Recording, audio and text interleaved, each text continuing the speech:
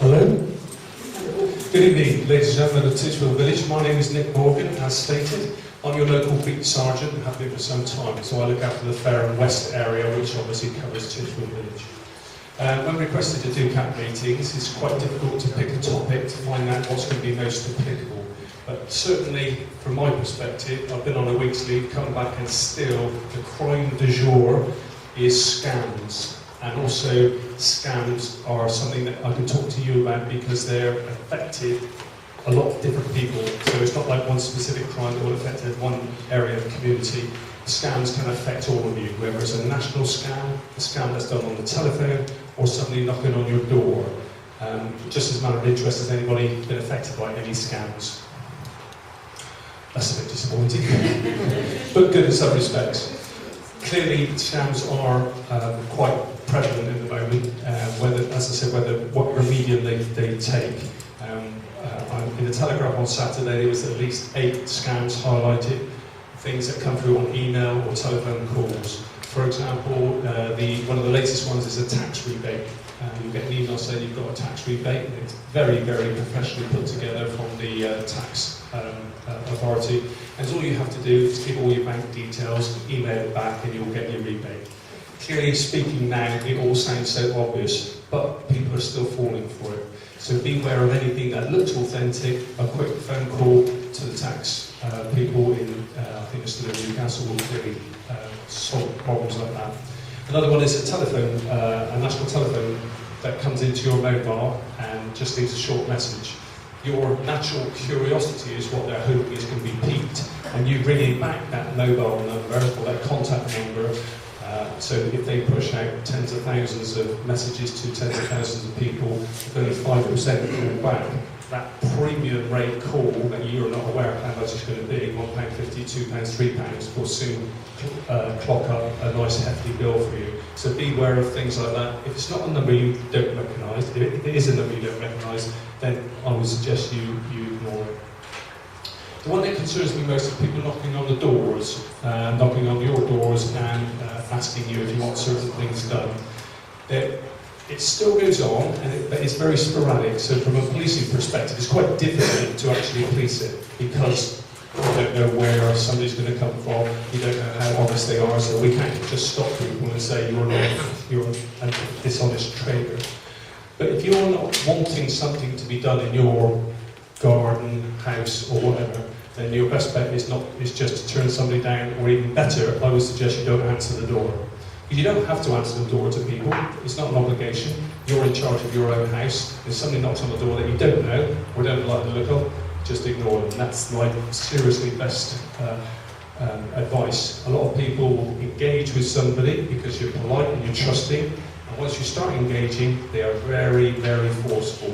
They're also very clever in the sense that they'll get their equipment out and perhaps start blast washing your drive already. So they started it, it's only 250 quid, you may as well finish it. But believe me, by the time they finished it, it won't be 250 quid.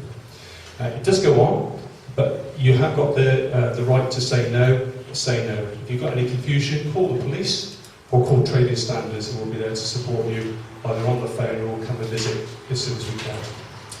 The other area I wanted to talk about, and that was something which we're doing in the police that we've done for about the last 2 years, is if you have a theft of a motor vehicle or shed break, there's been a lot of complaints about police response. And I just want to clarify the way we're doing things, just so you understand. Perhaps you've had a reason to complain, certainly people in the newspaper have. So we'll take a shed break as an example. You wake up in the morning and your bike's been stolen from your shed. You call the police and we'll ask you a series of questions. Traditionally, 2, 3, 4 years ago, we would have come round, forensic science team would have been there, they would have dusted the shed, etc., asked lots of questions and then gone. And you probably psychologically felt that was a good service. What will happen now is you'll get a telephone call from our resolution centre. They'll ask you a set of questions about is there any CCTV, is there any neighbours that have seen anything, and they'll ask you things that will be quite pertinent to the crime. And if there's no lines of inquiry, then that crime will be filed. There's been a lot of public bad feeling about that, because it sort of creates the impression we haven't done anything and we're not really trying to do anything. But there's not much more we can do if you analyse that particular scenario. If there are no lines of inquiry, if there's no way of tracing your bike because you haven't got a number, serial number, etc., then that's what's going to happen. And that happens quite a lot now, and I've said it quite openly, mainly because of resources that are available to us. So as crimes get called in, the Resolution Centre will look at them, ask the questions, and if there's no particular lines of inquiry, that crime will be filed or put to bed, if you like. If there are lines of inquiry, I like to think that we follow them and progress it as much as we can. But the reason why I highlighted that particular aspect of what we're doing now in policing is because there has been quite a bit of bad feedback coming to the police saying that we're not doing anything, we're not following up inquiries, but objectively, when you look at a lot of these things, there isn't anything to do because we don't know who we're looking for, there's no scenes of crime evidence, etc., and nothing that you could follow up on. So that was just an area I wanted to clarify, so in case you have that situation, you'll be aware of how we may respond to it, and it will be understandable how we will respond to it. That was the two key areas I wanted to talk to you about. The other area is really just to say, if you've got any questions for me about any aspects of policing or anything going on in the local community that I might be able to help you with, then it's your opportunity now to sing out and we'll talk them through it later. Hi, can I just ask you what are the police doing or have they done? Can I just ask you what has the police done about this Mr. Connell who goes around with a rifle and terrorises horse riders?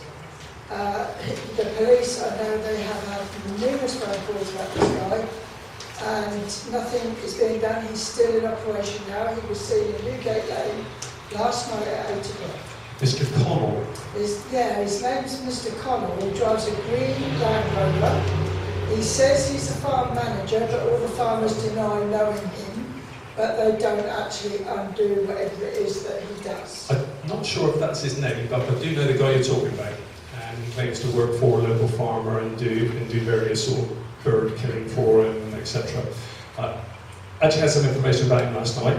That's the first time I've heard his name mentioned. When I came off on leave this morning. Someone interacted with him and it could have been a fake name, I don't know. Yeah. That's the name they were given. There was an incident with a couple of horse riders yesterday and him, and that was investigated by police. One person said this, one person said that. I've not heard of him being complained about for quite some time now, probably a couple of years, but he was at Crofton last year. Yeah. Yeah, and he turns up with a broken rifle over his arm, which is, alright, it might not be intention to use, but it's intimidating. And he grabs hold of the horse's bridles and refuses to leave them alone. But I don't know any of that has been reported before, like it was last year, it's reported, and then Manville's Lane, you know the fields? Yeah. Around Manville's Lane, he's caught hold of my horse there, and dragged us off the field, basically. And we're only riding around the edge and have done for many years. Yeah. But that's not around anymore. Okay. And some of them were children.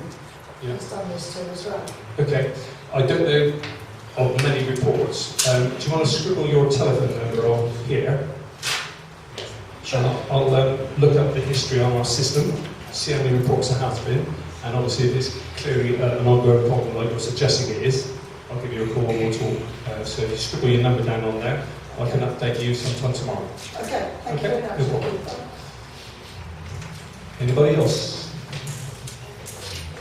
Yeah, two over there.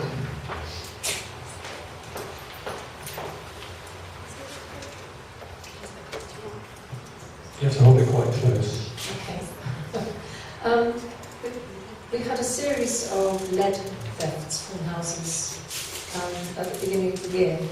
I just wonder if anything has come of that. Yeah, sadly no. Just before I went on leave, I tasked one of my PCSOs, Jake Larder, to rekindle. So I saw somebody else got some lead removed about a week or so ago, because it happened a while ago, didn't it? And nothing since, but then it happened again. So I told him to rekindle, knock a few doors and see if anything could be done to help support any homeowners with lead problems. Clearly, your house has got lead above the doors, isn't it, I think? And bay windows. Yeah, bay windows. Unless you've got any way of protecting that, it's obviously difficult for us to protect it. We do go through Titchfield quite a lot, but the chances of us going through at the time when somebody's trying to strip it off at 2 or 4 in the morning is just a bit hit and miss really, because it's so intermittent. I think it's been quiet for about four months, something like that. So again, in that 4 months, you know, we could have been through Titchfield hundreds of times but not seen anybody, and then suddenly somebody appears and starts taking lead again. So it's a difficult one to cater for really, but we are aware of it, and my PCSO, it has got it as a task to try and, you know, get around and find out if there's anything going on. But somebody can take that off and sell it anywhere. So it's a little bit difficult one to assist you with, really, to be honest. And I'm trying to be honest, I don't want to give you any false hopes. We certainly haven't found anybody driving around with lots of lead in their boots or anything like that. So, and it's difficult for you to protect yourselves any more than you're doing, isn't it? Because the lead's in the house. So sorry, I can't be too helpful with that. We are aware of it, and we do prioritise it as our patrols through Titchfield. Okay. Something else? Thank you very much. So, it was just a quick follow-up on the comments from this lady here, and that is just to confirm that when a report is made into your control room in Winchester, presumably you always still issue a crime number for the person who's reporting to have. Is that correct?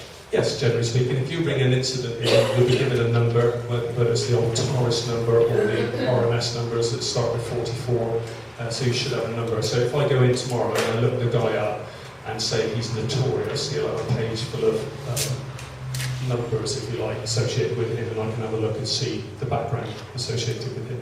Thank you very much. No problem. Just behind you. Anybody else? We're going to be hanging around anyway, so by all means, if you see me later on, come over and ask me a question. Happy to sort it out if I can. Thank you.